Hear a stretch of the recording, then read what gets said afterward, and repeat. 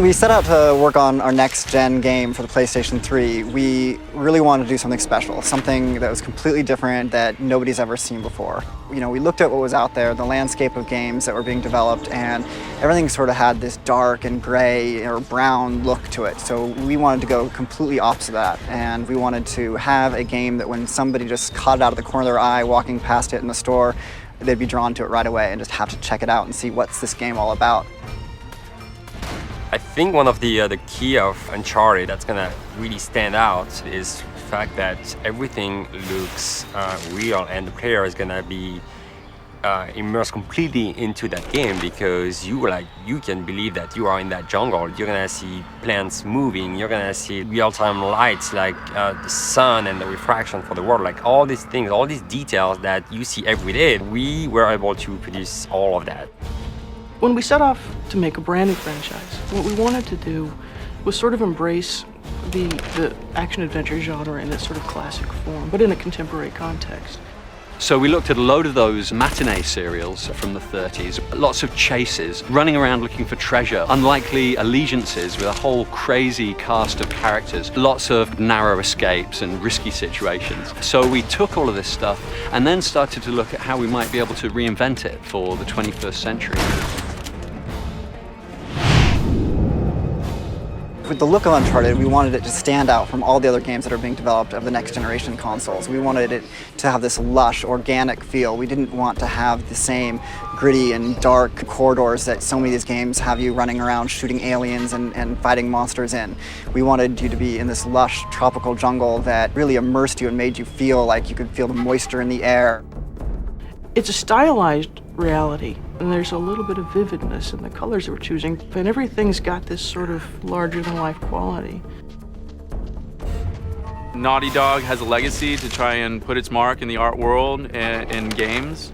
So shapes and color both have a lot to do with the readability of an environment, leading the player into an environment, and how you're supposed to feel inside of that environment. So with the power of the PlayStation 3, we really felt like we could create environments that were believable and authentic. So we did a lot of research and tons of photo reference, but we also tried to put a twist on it and give it our own style. So our concept artists would take these photos and embellish them and really set the direction for the overall look of Uncharted. We invested a lot of time in our rendering engine to make sure that the differences in texture between a glossy palm frond and the rough surface of some stone would really be a good, clear read for the player and just lend all of this believability to the environment. We always try to have some things that in a game that never been done before. Water was one of them, and we are really happy because it adds a lot to the realism of our jungle. Whether it's ocean, whether it's a river, a stream, a puddle, a waterfall, we really wanted to make sure that, you know, water was everywhere and that we were going to try to display it in a way that was never possible before on a previous generation of hardware. So we wanted the story in Uncharted to have historical relevance. So we decided to focus on a historical figure that, you know, everybody knew from their 4th grade social study class, you know, Sir Francis Drake. He was out there basically robbing the ships that were coming back to Spain with all this gold from the New World. And we wanted to explore the areas that were kind of foggy in the history books where, you know, maybe not all the details were clear. And then what we did is we ran with it and explored the what if. What if Sir Francis Drake did have children? So our hero, Nathan Drake, believes himself to be a descendant of Sir Francis Drake, and there's treasure out there all over the place, and it's Nathan's job to go find it.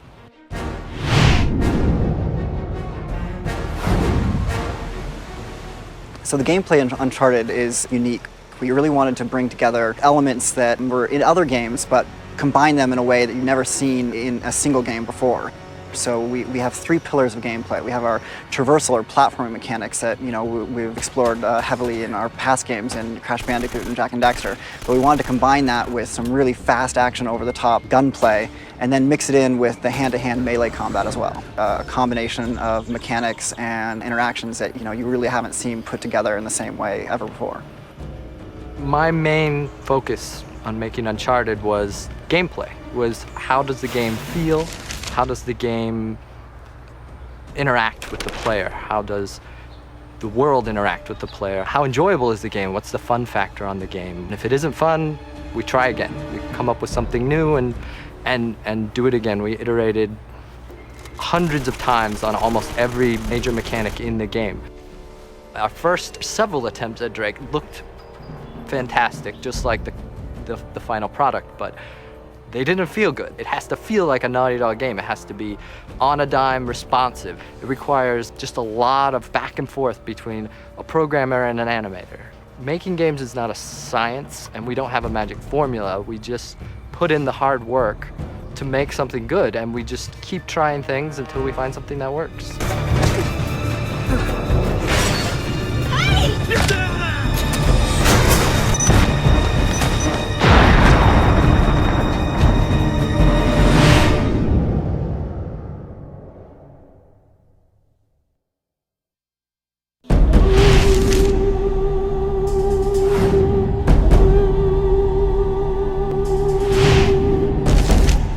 Art direction, it's really always been a big thing for us at Naughty Dog. With Uncharted, it wasn't any different. We really wanted to set the tone artistically and go with believable humans and take on this big challenge, but we wanted them to have a certain style to them. This is finally it. A lot of that involved really painting textures. All our textures are hand-painted. We don't use any photos for our textures. That was a big part of it. We also knew that Uncharted was going to be a very, very heavily story-driven game. And so we had these characters that needed to act. And I just might let you live. So the PS2 versus the PS3 was a really big jump for us. When we were working on the PS2, we were able to have 2 to 3 textures per character. For Uncharted, we're looking at anywhere between 20 to 30 textures per character, which is a huge jump for us. In terms of the models of the characters, we were able to go up to high detailed 30 million polygon characters, which is then converted into texture maps, but that was unheard of during the PS2 times. On the PS3, however, we have the power now to really take on human characters and make them believable. This is something that, was an incredibly overwhelming task, but we really took on head first. The PS3 was able to allow us to create subtleties that we wouldn't be able to do previously. Skin detail, pore detail, have anatomically correct body structures, elaborate facial expressions. These are all things that the power of the PS3 has really allowed us to actually create. For our modeling pipeline, we have a certain mesh that is a clean mesh that we take in to a program like ZBrush. We then sculpt the geometry and create these high detailed sculptures, the kind of sculpture with wrinkles and pore detail. And from that, we take that information, we create a new re-optimized mesh, which is what actually ends up in the game. The purpose for that really allows us to define strong silhouettes. When you look at the character in the game, it has a very strong silhouette to it. To achieve cinematic quality, we looked at a lot of foams and the kind of things they were doing. One of the things in foam that we weren't able to do on the PS2 that we're able to do on the PS3 now is they have complex shaders and complex rendering techniques. That allows us to create multiple layers of textures that we can pipe into a shader that gives us complex skin. We also looked at a lot of rendering techniques that take place in foam, post-blur effects, specific lighting per character, soft shadows, all of these things is what really brings cinematic quality characters to life, and we try to emulate those things in game. In order to create these characters, we knew as well that we were going to need an extensive amount of facial poses. Initially, before on Jack games, we had somewhere between 60 and 80 poses. We figured for Uncharted, we were going to need anywhere between 200 to 300 poses per character. There's so many small things inside of a character that really brings them to life. If one of those things is not working or is wrong, it breaks everything. So we had to really make sure that every aspect of the character was at the highest possible fidelity to keep them alive. Initially, we focused a lot on the mouth, making sure that the mouth could hit the correct accents when someone was talking. But soon we brought people in, people were looking at it, and everybody focuses on the eyes. That's a natural human thing to look people in the eyes when you talk to them. So we realized we really had to put a lot of attention into the eyes.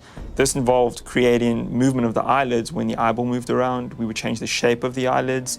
We also added in self-shadowing where the eyeball meets the eyelid. That area was often very bright and glowed. So we created a custom shader that allowed us to actually darken and self-shadow the area inside of the eye. Not only was the face an important aspect of the character of us, but even his body and the way he moved. We also spent a lot of time developing systems that allowed us to emulate muscle structure inside of the body. So when the character actually flexes his arm, there's a bicep bulge. When he moves around, his chest actually has volume and form to it. So we created underlying joint structures that actually emulated muscles, and now when Drake moves around, he has a solid mass, a solid form, and he really feels like a believable character that's there and that's tangible.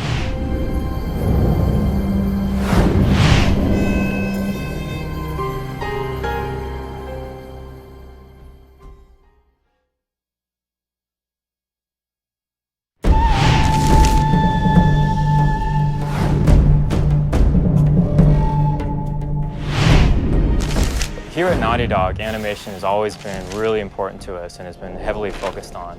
And so we knew we wanted to raise the bar of what we're doing and what the industry has been doing as a whole.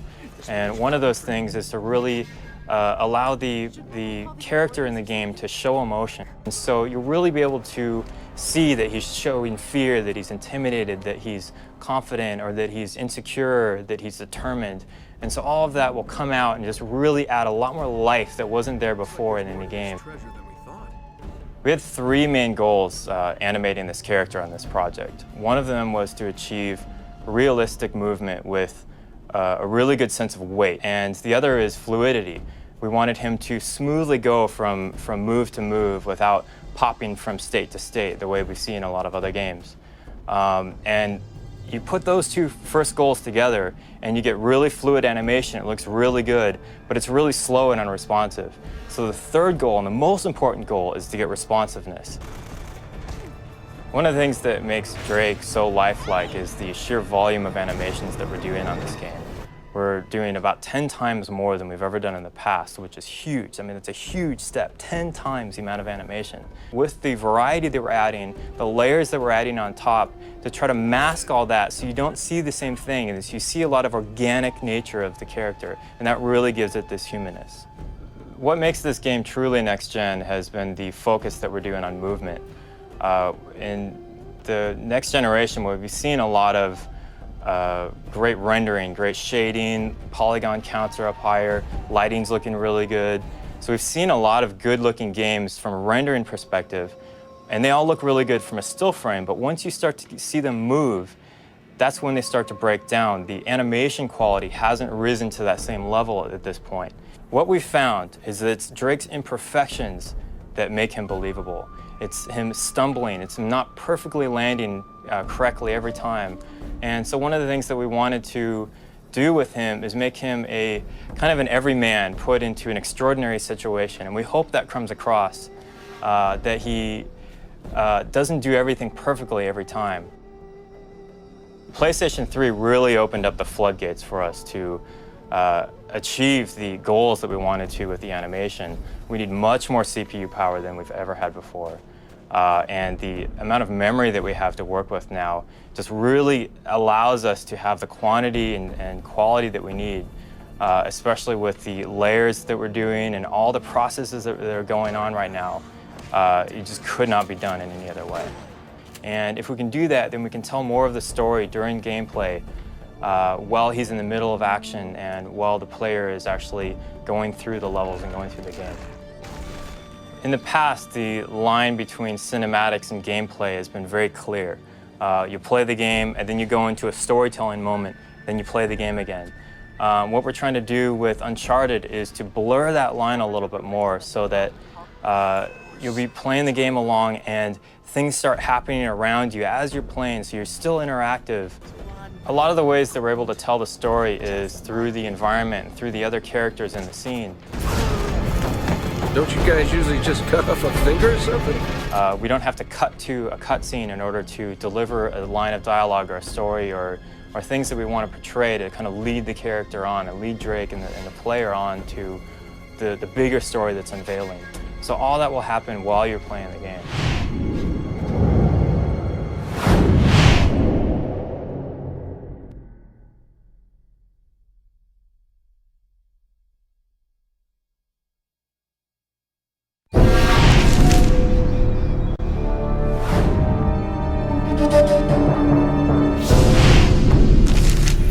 We had to get our heads around shaders and the whole concept of shaders, because last generation was polygons, and this generation on the PS3 it's more about surface details, which comes from shaders.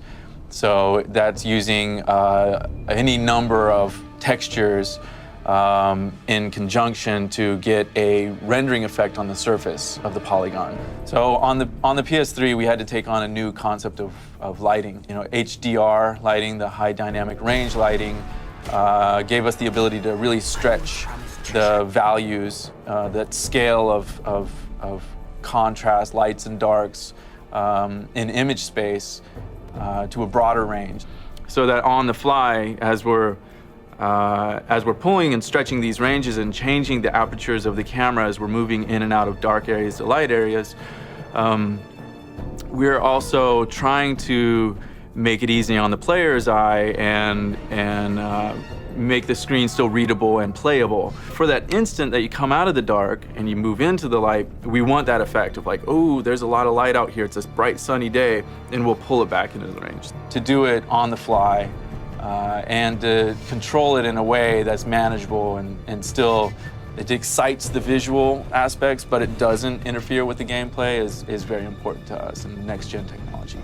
PlayStation 3 is like, you know, allowing us to do these amazing things runtime. We're hitting over, I mean, easily over 30 frames a second in some complex environments that have all this wind gusting around, and it can be this nice little breeze, and we can then push through an actual gust that like churns it up a little bit, and then it settles back down, and then we're actually getting a runtime shadow calculated on the background, and then the hero walks into it, and he gets it too, so he gets this dappled, beautiful dappled light of these shadows and light playing across his body. And we decided to take on water, and if you're gonna do water, it has to look kick-ass. You wanna make really nice water. So it has to feel wet, it has to look like the player is interacting with it, and if you shoot the surface, you want it to react to that shot. If you shoot near the surface, maybe there is some sort of an impact on the soil that you also want to kind of, that wind would impact, and we get that as well. And the water has to flow, it has to fall, and it has to break up, and it has to have volumetric particles at the bottom. It has to, water's hard. We have a volumetric shader that is used for our waterfall, so it actually has, what that means is there's a depth to it. Volumetric meaning it has a parallaxing effect. So we get a faster inner moving, a slower outer moving, and then we add volumetric particles on top of that of a mist. It's a pretty complex system. Without the PlayStation 3 and without Naughty Dog being crazy, I mean, we wouldn't be doing water, that's for sure, because it's crazy.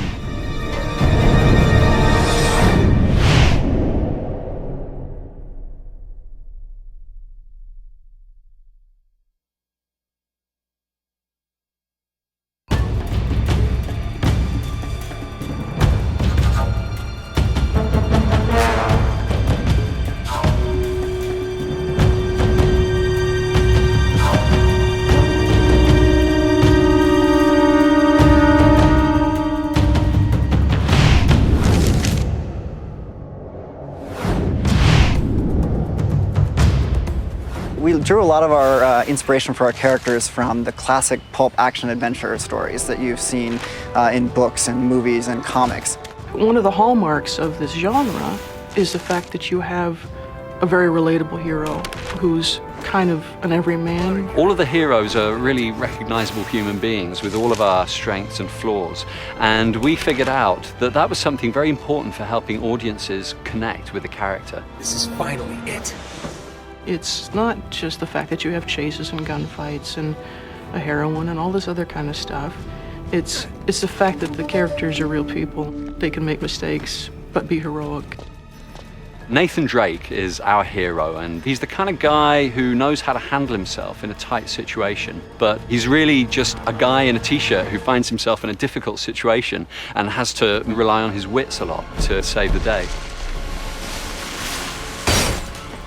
Elena's a really cool character. I think she's something a little bit new and different for video games. She's a bright, self-sufficient young woman. She's very curious. She has this strong intellectual drive, has a kind of unconventional beauty. And there's this immediate chemistry between her and Nathan that really helped drive the story forward. What's going on? Pirates. Pirates? Then there's the character of Victor Sullivan. He's kind of that guy's guy adventurer. He's the consummate con man in a world of con men. There's nothing here, Nate. Let's just keep that between us.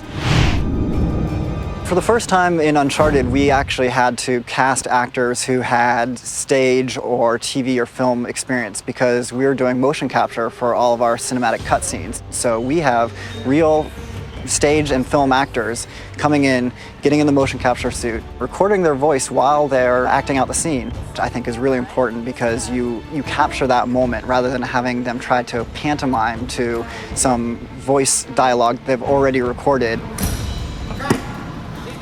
The physicality that's demanded in doing motion capture and creating, you know, an action film, essentially, has been tricky. All the stunt work we have to do here, I mean, I go, is this my job? This is so much fun. But at the same time, the next day, I'm like, oh my word, I am so incredibly sore. Well, I think the coming together of film, stage, and video and games is happening right here on the mocap stage. I really stage things as if I was doing a play or a scene from a movie. I had no experience.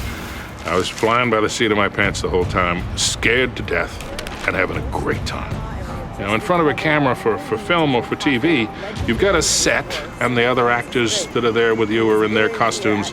Here, you all look very silly. You look like you're wearing a wetsuit with dots on it. And so it really requires you to exercise your imagination even more. It's like the three of us have this treehouse that we built and we're doing missions, and it really makes you feel like you're on an adventure. I have a 7-year-old little boy who asked me, Dad, what do you do? And I said, well, do you remember when your buddy came over the other day and you guys ran around the backyard and the clubhouse became a pirate ship and you were jumping off? And he said, yeah. I said, that's what I do. The hell?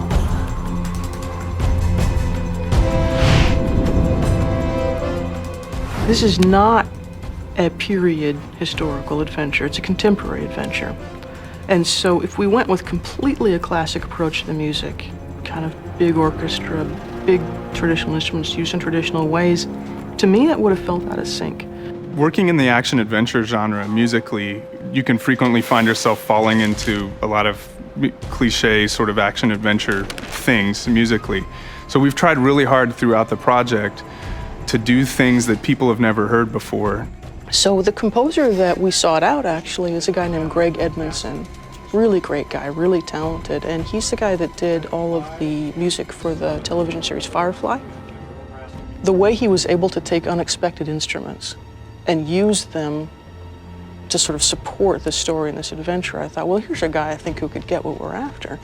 Because you were on this island and you did not know where you were, and you were searching for something primitive, they thought this would be fun to use unusual instruments that don't get used a lot, and to use things that we do here, but not to use them in a normal way. And that sounded really intriguing to me. I like that kind of stuff. You can get all sorts of strange, unusual, weird ethnic instruments and play them in any number of ways, and it's just fun to do. He left a lot of room in the music, and he infused a lot of rhythmic excitement into the music so that it's both engaging melodically and texturally, but it's also very malleable for us in post. We can shape it to the world and let the world breathe and let the sounds of the jungle come through.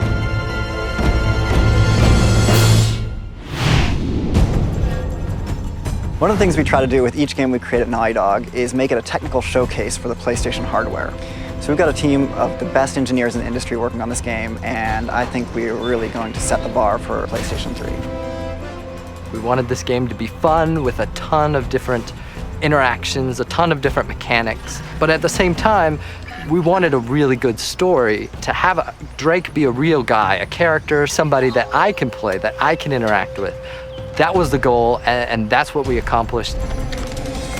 We've created a contemporary action-adventure set in the real world. It's not a fantasy game. It's very much rooted in the reality that we all know. And yet, we really recapture all the romanticism in the original sense of telling a tale of heroic actions. So all of this stuff is really coming together to lend an incredible reality to our player character that I think audiences have really connected to.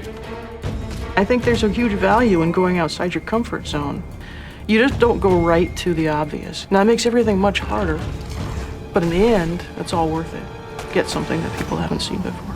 I'll be damned. I'm most excited about how fun it is to play and how you just lose yourself in the environment and the world that we've created. You know, I mean, when you pick up that controller, it's really easy to have fun, to be powerful, and feel like you are the action hero.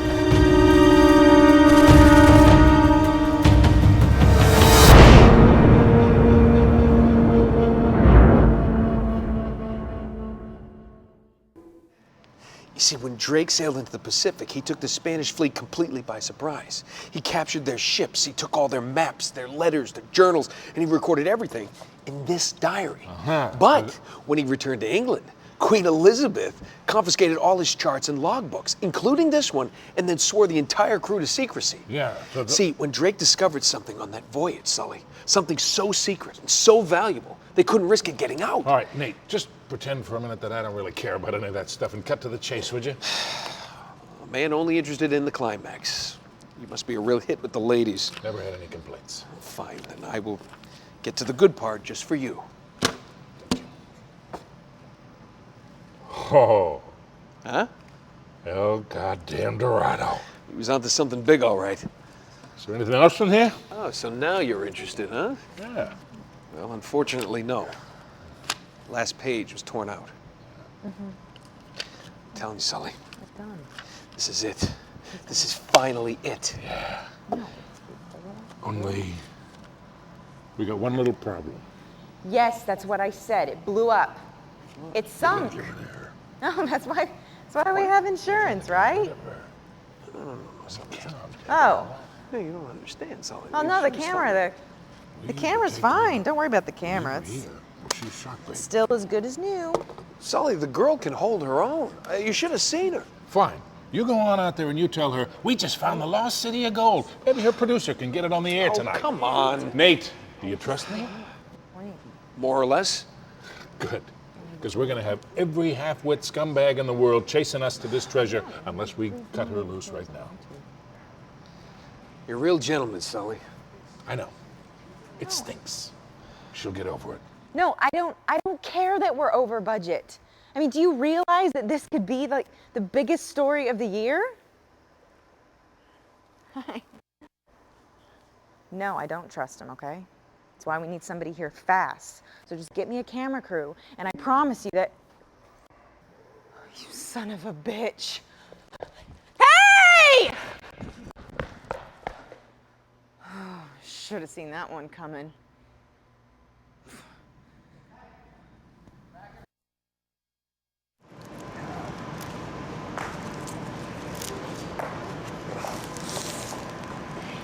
I know I'm not a big-time treasure hunter like you, but I doubt you're gonna find the Ark of the Covenant in there. How'd you get yourself in this mess? Trying to rescue you, as a matter of fact. Oh, that's just so sweet. Traditional sandstone brick and stucco limestone mortar. How did you get to know so much about this? My show, episode 4, Architects of a New World. Yep. It'll just take a tug to pull these bars out. What? Wait, are you sure? Hey, yeah, get out of my way, go block! Open this goddamn door! Yeah. Hey, Drake. Eddie Raja. Should have guessed. Hey, fascinating documents, huh? Seems like this Sir Francis was in my line of work. Don't flatter yourself, Eddie. Always ready to be enemies, eh? Tell you what. Lead me to the gold, and I just might let you live. Is that it? Is that my deal? I either die now or I help you and I die later. You know something, Eddie? It's a tough call, but I'll take die now. Oh, damn you! Listen to me, maggot. I was promised treasure on this goddamn rock. And now, my men are dying. They can't even go outside to take a piss without an armed guard. And I have nothing to show for it! Yes! I am making you a fair offer. You help me find the treasure, and the last man alive gets the gold. And the girl. The girl? Oh, Eddie, the girl's long gone. She's probably off the island by now, going for help. I could sing. You were never very good at poker. I will find her. Trust me. I mean, how much trouble could one girl be?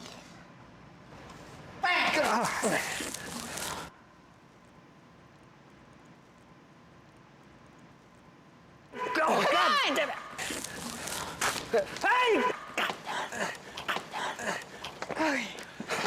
Hey! Nice job. Thanks. Hang on. After them! How does something like this happen? See those scorch marks? Uh-huh. Has somebody packed this place with enough gunpowder to blow it wide open? Whoa. Watch where you step. Some of these boards are really falling apart.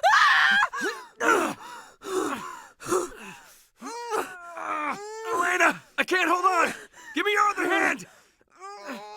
You've got to let it go! Damn it!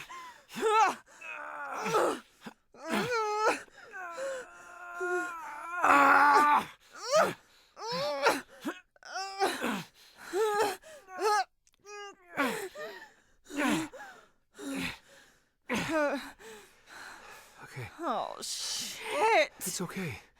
Come on. Come on.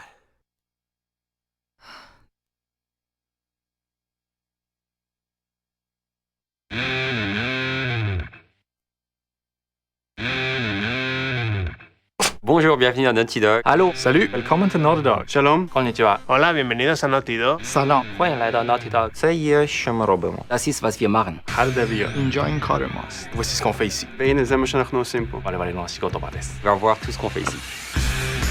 Our philosophy at Naughty Dog is to make the best games possible, and then for our own personal satisfaction, make sure that we have fun while we're doing it. We are very ambitious in a good way, the way that we want to make the games that's gonna show off our passion and our talent. The basic philosophy is pretty much just to invest every bit of yourself into the products we make. We have a group of very talented people. I think we probably have the best people in the industry. Lots of freedom, lots of responsibilities, a lot of tape, duct tape. It's a lot of fun. I mean, I get paid to make video games. Elmer's glue, it's pretty good. The guys have really fought to keep that sort of garage developer mentality. Blood, sweat, tears, a lot of heart. Gonzo kick-ass game making. It's organized chaos. It amazes me every single time I see it. Since Naughty Dog's inception, we've always wanted to have that Naughty Dog signature. So everything we do, we bring that artistic flair to it. Attention to detail and to the story. I wish to make the absolute best experience for the player. We count on each other to push each other further than we thought we could go. Whatever an individual cannot solve alone, we can always come up with something together. The artists contribute to the game design. The game designers are, working on the art direction, the look. We argue a lot and we fight all the time, and because a lot of this stuff is subjective, but I think at the end of the day, it's all that argument is really putting all the ideas on the table, and the best idea rises to the top. What we're driven by is like making the best game possible. A piece of art that we want to be proud of.